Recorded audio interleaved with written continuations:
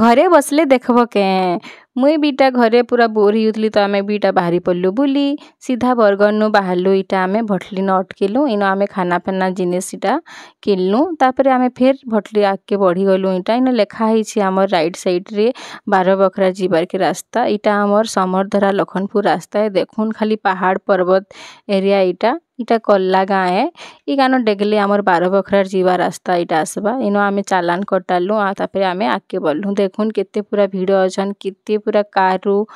लोग माने पूरा बाइक रू बहुत लोग तार माने बुलवार की जगह के आसीथिले खरा भी बहुत होतला दुई बाप इटा आगे आगे जाउछन मेटा पछे पछे जाउछन पूरा मी तो अथा ही जाउथली पूरा तापरे गली किना पूरा छुआ बागीटा मी देखुन झंडा नेटा पेन खेलु छे वाटरफॉल इटे से देखुन केते लोग पूरा गाधुछन वाटरफॉल रो मजा नउछन तो हमर दुहे भी इटा गाधेबे गले न